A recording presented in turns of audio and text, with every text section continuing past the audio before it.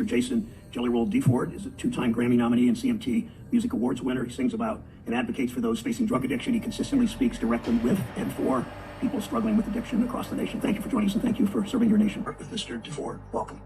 It's for your first committee hearing, I assume. Forgive me, I'm a little nervous. I'm used to having a rock and roll band behind me when I have a microphone in front of me. During the time that I've been given to share my testimony here, I think it's important to note before I start that in these 5 minutes I'll be speaking that somebody in the United States will die. Drug overdose, and there's almost a 72% chance that during those 5 minutes it will be fentanyl related.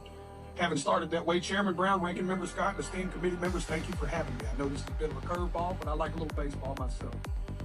My name is Jason DeFord, but to most I am known as Jelly Roll. It is important to establish earlier that I am a musician, that I have no political alliance. I am neither Democrat nor Republican. In fact, because of my past, my right to vote has been restricted. Thus far, I have never paid attention to a political race in my life. Ironically, I think that makes me the perfect person to speak about this, because fentanyl transcends partisanship and ideology, gentlemen and women. This is a totally different problem. And I was speaking outside to the media, and I gave them a statistic that said 190 people a day overdose and die every single day in the United States of America. That is about a 737 plane. That's what about a 737 aircraft can carry. Could you imagine the national media attention it would get if they were reporting that a plane was crashing every single day and killing 190 people? But because it's 190 drug addicts, we don't feel that way.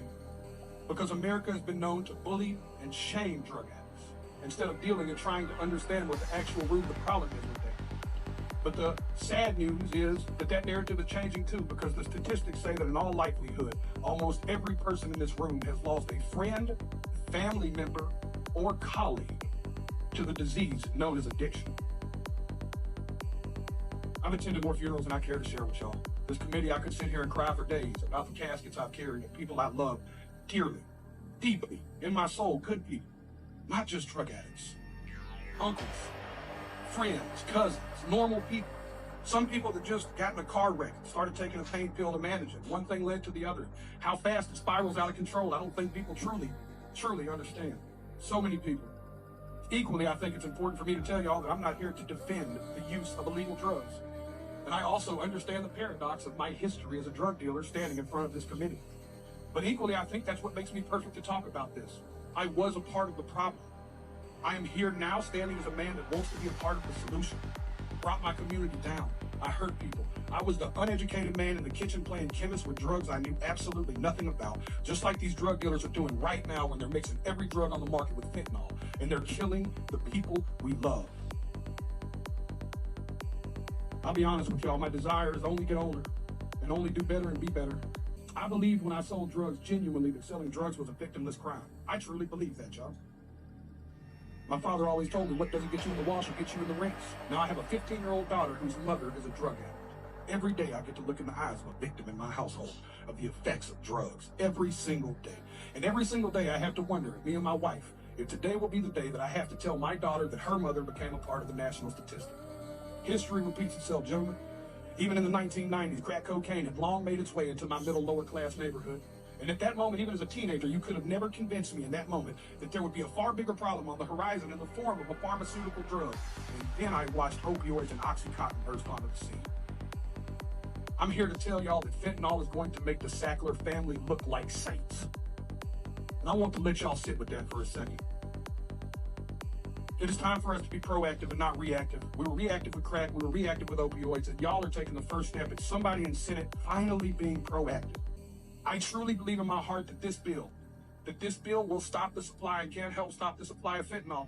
But in part of being proactive, gentlemen and women and ladies, I have to be frank and tell y'all that if we don't talk to the other side of Capitol Hill and stop the demand, we're going to spin our tires in the mud.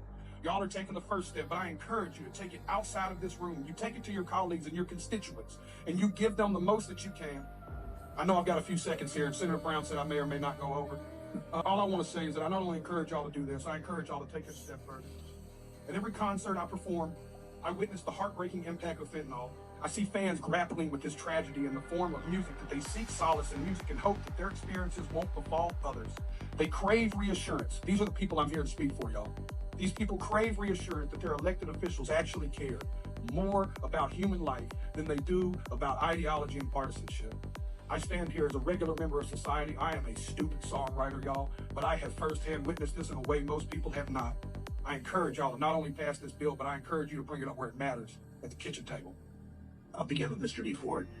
Through your music, you've managed to make people across different communities feel heard by speaking about the challenges and struggles Americans face. When we spoke briefly before the hearing, you used the term you're a man of service. I've heard you say that publicly. You said it privately. I appreciate that. It's part of your recovery that people recovering from addiction need to have a group of people speaking for them that look like them. We have experts who speak to numbers and stats, but from your point of view, describe the everyday struggle of addiction. I mean, it's nothing less than devastating. It is truly the biggest crisis I've seen in America. I'm sad. I'm almost 40 years old, Senator Brown and Senator Scott. I have lived long enough to see almost every form of drug that has came across since the 80s. And I grew up in a household that had multiple addicts and alcoholics in that household. I have seen drugs from an early age, and I can tell you that every alcohol I've seen and every drug I've seen, nothing has held a candle to what's happening with fentanyl in the United States of America.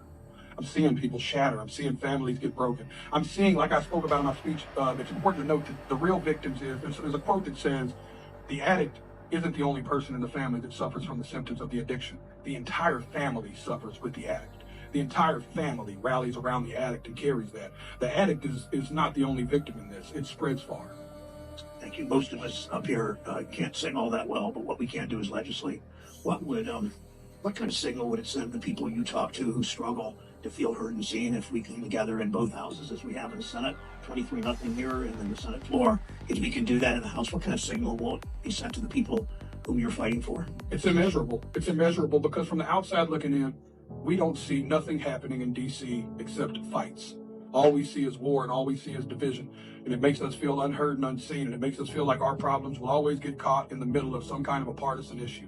And you and Senator Scott coming together and this committee has taken the first step that I think could be the beginning of the change that is needed in America, not just D.C. Because this isn't the only bipartisan bill that needs to be spoke about. It's the mountain in front of us. But there are many mountains behind that one that must be spoke about too. And I applaud y'all for taking the first step. Because me being here, I know for sure that some of my people are watching this right now, and for the first time ever, we feel heard. The voiceless feel like they have a voice in Washington, D.C. today, and I carry that with pride as I stand here with y'all. Real quick question for you. As you know, your family in Charleston, the Ropes are very close friends of mine. I called them just to, tell me about Jelly Roll. The one thing they said was that he's authentic, he's sincere, and he speaks about the issues that has impacted his life. Yes, sir. And as a kid who grew up in poverty, I will say that sometimes the unseen, the unheard feel invisible. And one of the things that you're doing today is you're making visible those who still today feel like because of who they are, where they live, or what they do, they're somehow invisible. The challenge, of course, with drug addiction is it doesn't know a class or a race or a place. It's everywhere. Can you talk about the fact that, indeed, what we're talking about today impacts across all segments of our society in a devastating way? Senator Scott, thank you. I was hoping to share this, so you bringing it up means a lot.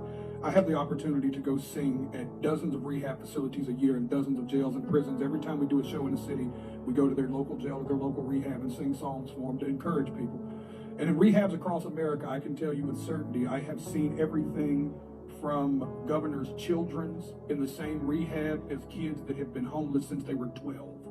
I mean, when I tell you that this drug, it has finally reached to a point, like I said, that we used to look at addicts and shame them, but now it's hard to because the rest of the world's finally realizing that the addict is actually their nephew. It's their cousin, and they know their cousin was a good person. They know that this isn't the actions of the cousin they know. They know this is the actions of the drug. Senator Scott, Chairman Brown, I assure you that this touches every single human, white, black, every ethnicity, every race, everywhere in the United States of America.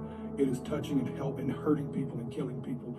And that's why what y'all are doing is so important. It's bringing people together. It's making the unseen felt seen. The voiceless have a voice, and we can't thank y'all enough for it. Thank God that Congress can come together, not in a bipartisan way, but in a nonpartisan way to address the issues and challenges facing Americans all over this country. And I certainly hope that my friends in the House are paying attention today, because it not already being law is a travesty. And I certainly hope my colleagues on the other side of the Capitol will take up this fend off fentanyl and get it done. Thank you, sir. Scott Besserman. Also had friends who got convicted for drug trafficking and had one commit suicide after substance abuse really took his life. But one thing I've noticed, one thing you said that I think is very important, you said you see a lot of fights up here, and there are, but there's some good stuff that happened. And one that I hope I can get you updated on is a bill that we passed last year called the Safer Communities Act. Because I'm sure you know, if you've looked at this the way I have, a lot of the people who are in addiction are self-medicating. They get there because they have behavioral health problems, they have trauma problems, they have a lot of challenges. We passed the bill last year on a bipartisan basis. Some of the folks on this committee voted for it, others didn't, but it's working very well. And it's helping expand behavioral health access. And we need help educating states like Tennessee, where I spent a lot of time now, I live in North Carolina, so that while we continue these fights, there's some good stuff that came out of this chamber on a bipartisan basis that will save lives. So we won't spend time educating you on this, but I'd love to have the opportunity to educate you on this so that we can make sure it gets implemented well in Tennessee. I'm doing my part in North Carolina. But thank you for being here. I look forward to the opportunity to speak with you separately. I'd be honored. I believe that mental health and drug addiction go hand in hand. Before, I am sincere when I say it looks like we lived in the same trailer park, but we also have a common background, and I'm very, very serious. I need help educating people, not once and done. What we do here is you pass a bill and then you hope something happens. I want to make damn sure what happened in the 5 states that implemented, implemented the Safer Communities Act happened in Tennessee and across the country. Yes, sir. You have a friend in me. I'd love to talk. Thank you. Mr. Ford, though it's not obvious, he graduated a few years before you did. It's also obvious he might be the only person in here as Southern as I am. I don't think so, actually. Yes, the guy sitting to your left and a few people up here. John Tester's and one of them, Senator Tester from Montana. Yeah, thank you, Chairman Brown, Ranking Member Scott. Yeah, you haven't heard from Senator Kennedy yet. Ford, I'm out of time, but I just want to say thank you very much. Your testimony is incredibly powerful, and what you do every day to impact lives for the better in this country is something we need to take notice of. And I don't know if you've ever been to Montana, but anytime, any place, you're welcome to come up, because I think your message needs to be heard all over this country, including rural America. So Yes, thank sir. you. I'd love to see you there. Thank you. Slightly, a little bit lighter note, because I want to acknowledge Mr. DeFord and personally thank him. I know you were in Bristol, Virginia recently for a concert, and that you actually went next door to Abingdon and saw the softball team and kind of cheered them on. I'm grateful for that. I know you recently as well were closer to Richmond and visited a prison in Chesterfield. Yes, sir. I'd love to, if you could share briefly with some of the experiences you felt, particularly with some of the prison community in Chesterfield. The HEART program, sir, is what it's called, and that sheriff down there has really got his hand on what he's doing. There's another sheriff in Flint doing great things that are similar. He is focused on rehabbing drug addicts in jail. It's actually the only jail in the United States of America that will allow you to come in without a crime. If you are just a drug addict that wants to get off the streets and no rehab will take you and you are indigent, they will allow you to come into that jail and join the HEART program to get sober. And I think that's incredible. But sir, I do that as often as I can, and rehabs all across America. And the saddest part is you just see the same thing. You just see heartbreak and despair. But yes, sir, that was incredible, and I appreciate you bringing that up, because that guy in Chesterfield really has that sheriff really has his hand on the pulse of what's happening in America. Well, thank you for being willing to share your story. Respectfully, not for a pat on the back, but we also donated our proceeds from the show that night to them. We cut the Chesterfield County Jail, the HEART program, I think a $30,000 check. Kudos to you, thank you, and also for maybe less prevalent, but visiting the softball team and Abingdon. I was cheering for him, man. I paid for him to go to the championship. I'm always going to be cheering for him. Tennessee. Thank you, Chairman Brown, and welcome to all of you today. I'd like to start with you, Mr. DeFord. First, I'd like to congratulate you on being named CMA's New Artist of the Year. That's quite an award, and it's great to see another Tennessean here at the Capitol, so welcome to you. I'd like to stay on our state for a minute. Our state is facing a grave threat from drug overdoses. In fact, we have the #2 mortality rate in the nation in Tennessee. And according to the Tennessee Department of Health, the majority of these overdoses are linked to illicit fentanyl. Every time I talk to Tennessee sheriffs, they tell me that each month is worse than the month before it in terms of drug overdose and drug trafficking. And if I get to what's causing this, the fentanyl is being made from Chinese precursors. It's coming into Mexico where it's manufactured there. Then it's being smuggled across our southern border. In fiscal year 2023, Customs and Border Protection seized 26,000 pounds of fentanyl at the border. And that's only the amount that we're catching. Senator Menendez talked about the amount that we're catching at the ports of entry. Well, that's where we have sophisticated equipment to screen. What's evident is with the rising death toll that we've got, more and more of this is flooding across our border, beyond the points of entry. And we've got to use our resources across the entire border to stop the flow of fentanyl. I'd like to come back to you, Mr. DeFord, and to your experiences here. Here in D.C., I think there's often a disconnect between happening in the bubble of Washington and what American citizens are actually experiencing across the country. I think your unique experience can help bridge that divide. I was very touched by your opening remarks, and in particular, your comments about addressing the demand for fentanyl as well as the supply. We're here talking about a bill that addresses the supply, but I would love to get your perspective on how we might address the demand. I know you've thought a great deal about this. Yeah, it's, first of all, it's incredible to meet you, Mr. Haggerty, Senator Haggerty. Being a Tennessee, respectful of all that you've done for our state.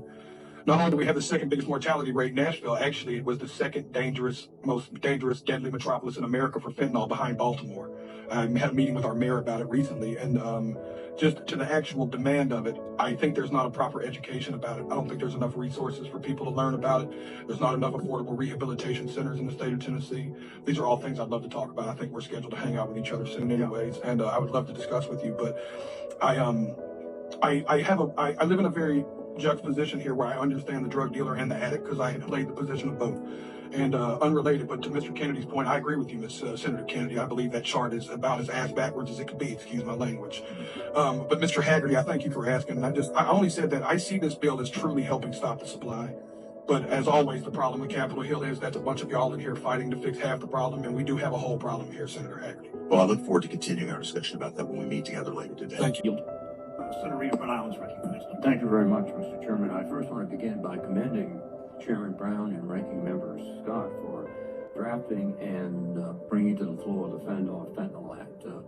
There were 60 of us that supported it, and as Chairman of the Senate Armed Services Committee, I tried my best to get it included on the National Defense Authorization Act.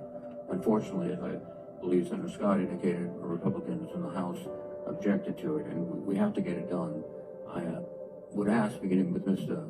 DeFord and the rest of the panel, to just comment on why you think this legislation is so critical and how it would be helpful.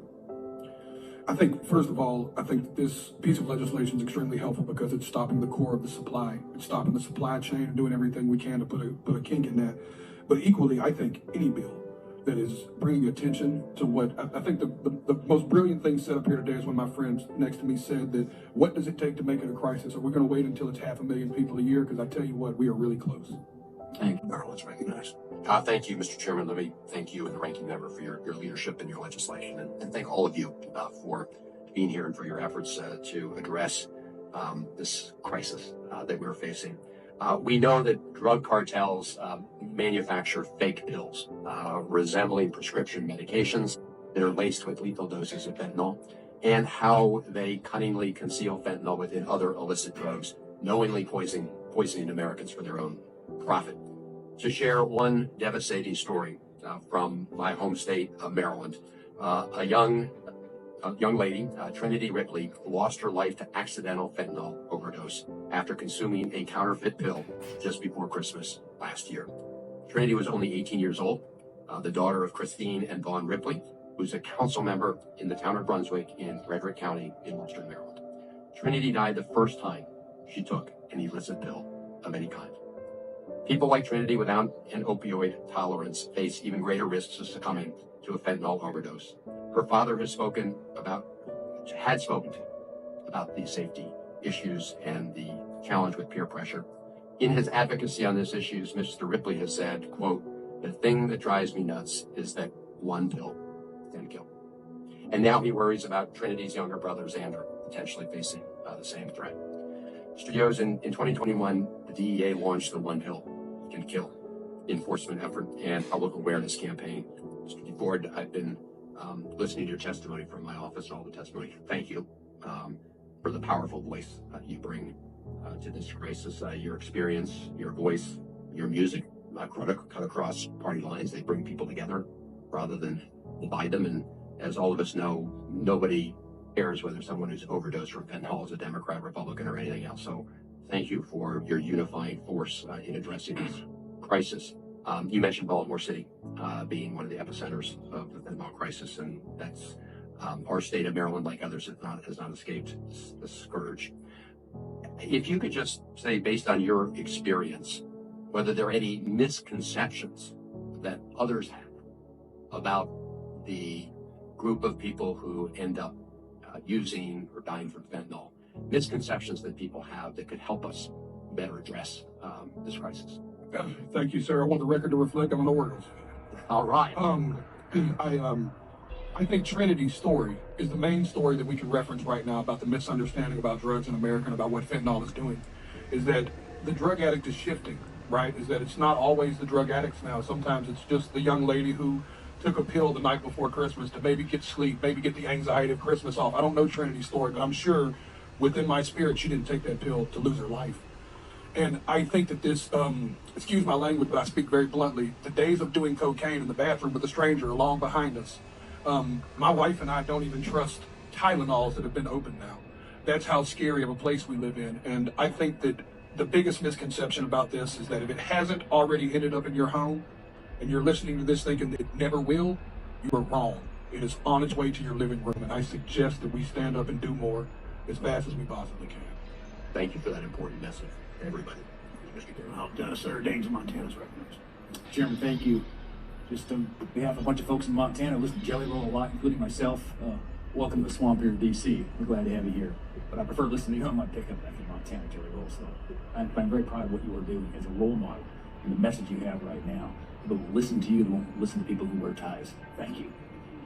Over the past year, I've had the opportunity to meet with folks across Montana and everywhere else discussing the ongoing fentanyl crisis that's wreaking havoc in our communities. And that was law enforcement, public health officials, tribal leaders, border patrol agents, others. They're all saying the same thing. This fentanyl that's flooding across our southern border is reaching our communities in record time and killing Americans at a horrific rate. We don't have the numbers yet for 2023 for Montana finalized, but our Montana drug task forces were on track to seize nearly 500,000 dosage units of fentanyl. That's double last year's record-shattering seizures. This is not just about urban areas. It's not just about states that are close to the southern border. Montana is a northern border state. We border Canada, but we have a southern border crisis.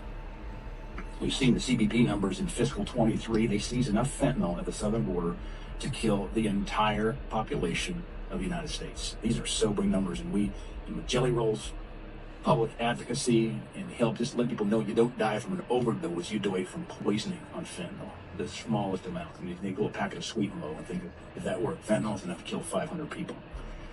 One of these Montanans whose life was tragically cut short was Riley Schraps, Butte, Montana. It's one more of the tragic stories. He passed away after taking a pill that was laced with fentanyl. Last year, I had the honor of bringing Riley's dad. I brought him, Riley's dad's name's Tom, to be my guest to the President's State of the Union address. Tragically, Riley's story is becoming more and more common as fentanyl continues to infiltrate every corner of every community in America. I'll continue to work with my colleagues in the Senate to clean up this, in many ways, a man-made crisis. It's a crisis that starts at the southern border, starts in Mexico, starts with precursors in China as well, and stem the flow of fentanyl in this country, so that no more families, no more Montana families have to grieve the loss of a loved one to this cartels operating around the United States. What are your thoughts there on what role they're playing right now to get the fentanyl distributed? You know, it's funny. I've had a complete change in life. I used to side with the criminals, but these days I side with the law. And I believe that it's imperative that we do something about it. The story of the cartel sending drugs to America is a tale as old as time. It's just not as deadly as it is right now. Because to your point, people aren't overdosing because they're doing too much. People are overdosing because they're doing a little. Thank you, Mr. Chairman. Senator Warnock of Georgia is recognized. Thank you so very much, Mr. Chair, and thanks to all of our witnesses for being here. I'd like to say to Mr. DeFord, Jelly Roll, I heard your sermon on the CMA, and I was wondering what you're doing on Sunday. You know well from your experience that the war on drugs began in 1971, ushering in federal and state policies that resulted in an explosion of drug-related arrests. Your family's been impacted by this. You've been impacted. From 1975 to 2019. United States prison population ballooned from under 250,000 people to more than 1.4 million. A number that Dr. King, whose birthday we will celebrate in a few days, could not imagine. I often call it the new Jim Crow. The consequences of incarceration can be lasting. In many states, those who have been convicted of drug-related crimes face significant obstacles in finding a job, securing a place to live, even voting. And so the very forms of discrimination against which Dr. King and others fought have been reinscribed within the context of America's criminal justice system. And as I've said before in this committee, my fear is that if we treat addiction simply as a law enforcement problem, we will continue to hollow out entire communities, to fill out overcrowded, and in some cases privatize prison systems, while leaving communities no safer. And so I'd like to ask you, as you've told the story of your past, when you were a teenager, you were arrested and served time in prison for drug-related offenses, including violent ones. How has that felony conviction on your record affected you, a successful rapper, a musician, a songwriter today? Yeah, I mean, I carry it in every way you can carry it, Senator. Thanks for asking. There's so many countries I'm not allowed into, which I never thought would matter until I started having hit records in Canada and Germany, and I'm not allowed to go. I'm not allowed to vote. Any core right has been restricted from me. I struggled to buy a home because homeowner insurances were trying to charge me premiums because of my felony. I mean, this thing has hit me in ways that we couldn't describe. I wasn't allowed. I've had neighborhoods where HOAs just flat wouldn't let me live there because of my felony. I have seen the effects of carrying this thing with me. And my state has a violent offender policy where it does zero forgiveness for violent offenses. A crime I committed when I was 15, I'll never be able to get expunged. And I carry that still today. So you in a real sense are the embodiment of a story of redemption. Yes, sir. Know a little bit about redemption, preach about it every week, and you embody that, and yet you live with this cloud over your head, unable to vote and struggling to buy a home. It's hard to move forward when your past is always in your back pocket. So thank you for that. I believe that most of the folk who are struggling with addiction need health care, need treatment, not permanent incarceration. There's a way in which, as you described it, people are shackled even when they're not incarcerated. Do you believe that access to better care, treatment, and resources earlier on could have kept you out of trouble with the law? Absolutely. And I want to be very clear that I believe drug addiction is a mental health problem, not a law enforcement problem, just so we're clear on the front end of that. I believe drug dealing is a law enforcement problem. I believe drug addiction is a mental health problem, sir. But I believe if I would have had resources in my juvenile years or more opportunities, or if we focused more on education and loving and less on discipline, especially with our youth, we could get mountains moved. Well, thank you for your voice on this and ways in which you're using your music and your platform to help people who are dealing with addiction issues. But we need you to help us to get it right in terms of policy. Last year, I pushed for the Fend Off Fentanyl Act to allow for some of the illicit finances reclaimed by the government to go to the Federal Substance Abuse and Mental Health Services Administration to provide funds for substance use disorder treatment and recovery and diversion programs. The chairman committed to working with me to get my provision in the bill before it goes to the floor. And I look forward to working with Chairman Brown to ensure that this important provision is included before this bill passes Congress. Again, thank you so much, sir, for your voice on such. I'm not educated enough to speak on this, sir, but I will say I have a feeling there's going to be more than enough money to go around. Thank you so very much. Thank you, sir. Thanks, Senator. Our society. Mr. DeFord, congratulations on your tremendous success. We appreciate you being here today and you sharing your personal story. I want to say your story is one of salvation, and I am so grateful for your willingness. I think a lot of times people in life just share their peaks. That's all they want you to see. And your willingness to show valleys, and then to show and talk about your relationship with our Lord and Savior, Jesus Christ, to talk about climbing out of those valleys, that is going to give somebody else the courage to climb too. And so thank you. Please keep telling your story, and thank you for your willingness to do it here in such a public way today. As we sit here, though, not every family has a story of success like that. There are families that tonight when they sit down for dinner in Alabama or wherever they may be across the nation, there is going to be a chair where someone should be sitting, where they're not, because of fentanyl poisoning and because of the effects of this drug. And we saw this last year when a 2-year-old, a beautiful little 2-year-old, was found dead in Alabama with fentanyl in her system. And as I traveled our state and our nation, I routinely hear these stories of heartbreak and tragedy that just are gut-wrenching. And when I was at the border last year, I went to San Diego, and a DEA officer was sitting there talking to us, and they told us the story of a mom who had 2 boys. She had 2. And they broke apart and shared a Percocet. You'll know this story. And it was laced with fentanyl, and both of those boys died. As a parent, no one should ever go through that. No parent should have to deal with that heartbreak. And so as a mama, I am ready for us to do something now, not tomorrow, today. I think we owe it to the kids across this great nation. And so I just would like to say, I'd like to know from y'all's perspective, where are the gaps? We see technology changing. We see even what China's doing, bringing precursors, getting them to Mexico across our border. We now see them liquefying, fentanyl, all of the things. Where are the gaps? And I am almost out of time, so I'll just ask you, where are the gaps in our technology? What do we need to do more of? We'll just go down the line, and then and Mr. DeVore, do you have anything to add? I just want to add to your sentiment that the 109,000 people that died in America last year are people. They are humans. Every one of those signified a funeral, a eulogy, a mother, a father, sons, children, cousins, uncles, people just like the people in this room. I think it was really important for you to say that. Thank you for that. Thank you. Senator Fetterman of Pennsylvania is recognized. Thank you, Mr. Chairman. Jelly Roll. Hi. I don't know if any of my colleagues, Mr. Chairman, do you have any ink? But I do, and I'm familiar with your work, and I'm actually a fan of the genre.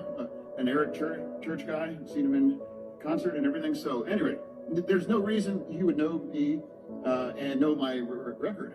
But before I became a senator, I was the lieutenant governor of Pennsylvania, and I was in charge of the pardons process here in my state. And I have made really important part of my platform is I believe in second chances. And I've signed off on thousands and thousands of pardons. And then I believe that, I believe in redemption, and I've made that very critical. And I know you've been very clear about redemption as well too, and it has infused your work.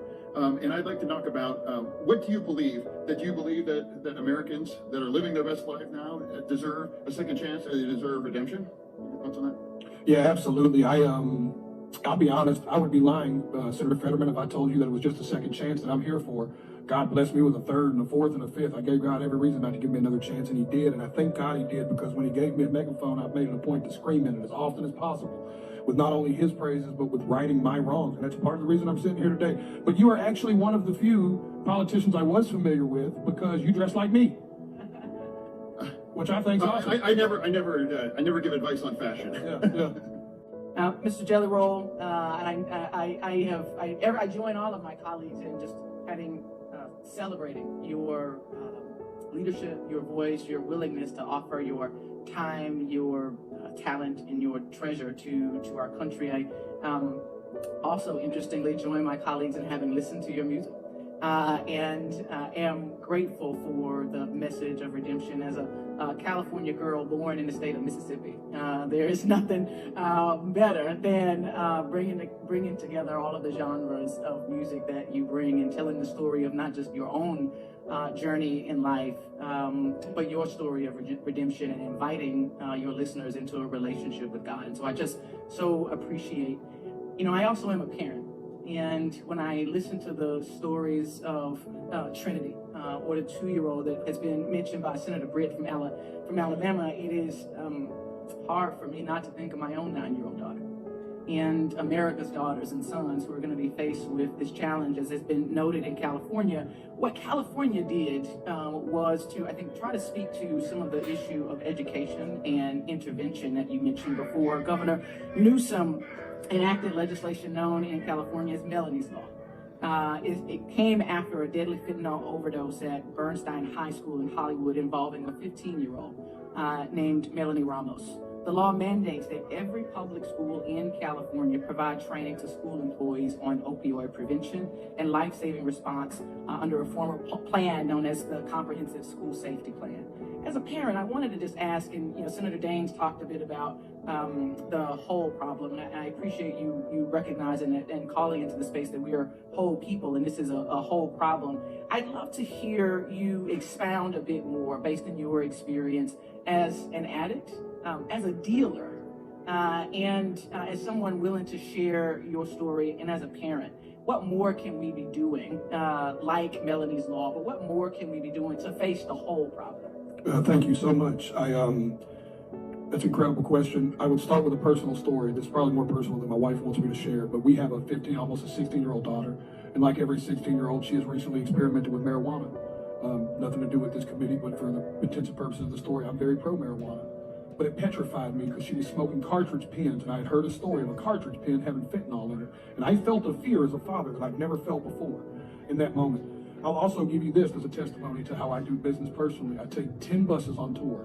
We run a very big tour, and all 10 buses are required to have testing strips Narcan, and defibrillators. I put them in all buses. We have sober buses, we have party buses. Even the sober bus gets them because I know sometimes it could be the Trinity effect of one guy relapsed and took one pill and he wasn't ready for it. I think that the act, y'all, the Melanie Act is one that should be across the country. I think that education is so important that these kids don't realize, like I said earlier, the era when we were children and we could experiment with drugs is not safe for our children. There was a time in this country where you could experiment with drugs, and that time is not now. And I think that we have to continue to drive that home.